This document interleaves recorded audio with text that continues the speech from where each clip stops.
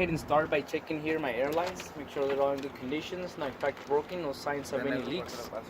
And from there, I'm gonna go ahead and check right here my my steering column, not cracked, broken, in good conditions, and my knuckles, not cracked, broken, or missing any bolts. You shouldn't have no more than 2 inches or 10 degrees of pre-plug. That'll put my truck out of service immediately. From there, I'm gonna check my my AC compressor, not cracked, broken, properly mounted to the engine, no signs of any leaks from the hoses running in and out of it.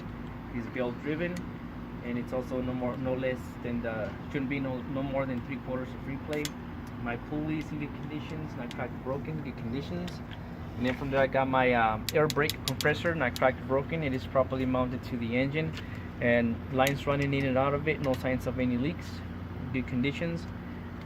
This one looks like, yeah, it's belt driven, good conditions. From there, I'm gonna check my my power steering box in good conditions, not cracked, broken. It is properly mounted to the frame, not cracked, broken, no signs of any leaks from the hoses running in and out of it. And then I got my air power steering reservoir in good conditions, not cracked, broken, mounted to the frame, no bolts missing, no signs of any leaks, cap properly secured, lines, no signs of any leaks, in good conditions. And from there, I'm going to run over here to check my pitman arm, properly mounted to my power steering box, no bolts missing, cracked, broken. It does have the caster nut and cutter pin in place. And right now, I'm going to jump over here to my drag link, in good conditions, not cracked, broken. It is connected to my my control arms, top and bottom, both in good conditions, not cracked or broken, and they'll have the caster nuts and cutter pin in place. And then from there, I'm going to go ahead and check right here my tie rod, not cracked and or broken, no bolts missing, also with the caster nut and cutter pin. Next, I got my my frame, not cracked or broken, free from any illegal welds. And I got hydraulic shock absorber, probably mounted to the frame, no signs of any leaks, because that's when they get worn out, they start leaking. And then I also have my lift springs in good conditions, not cracked, broken, or shifted in any way.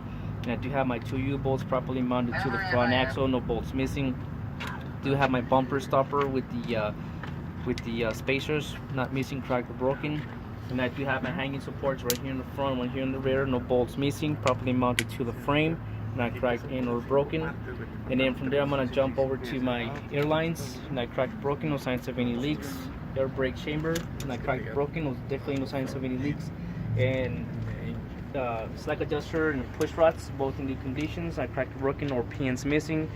And the way I check those is I shock the wheels, keys in my pocket for safety, release my valves, put safety gear, pull on the slack adjuster. If it has more than 1 inch of free play, it needs to be adjusted or replaced by a professional only, unless I'm certified. And then from there, I'm gonna go ahead and jump over here to my brake drums, not cracked, broken, no less than 1/2 material, free from any oils. Also for my brake linings in good conditions, not cracked, broken, no less than 1/4 material, free from any oils, as that will create a fire or a brake failure. And then from there, I'm gonna go ahead and jump over to check my tire, back, top, and fronts. 32 inches of thread, recapture not allowed, only virgin radials on the fronts, on the steering axles, and then no uneven wear on the top of the tires. No bumps, cuts, material showing on the front and on the back of the tire. And we also got to make sure that the tire is properly seated to the rim, front and back. And we also got to check the rim itself, back and front. No dents, cracks, or any illegal welds. Pilot lock nuts all accounted for, not cracked, broken, or missing.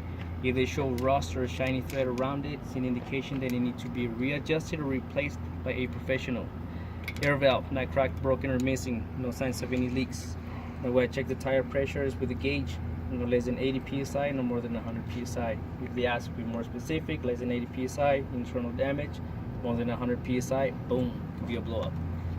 Axle hub seal, not cracked, broken, or missing, no signs of any leaks, proper oil level, good conditions.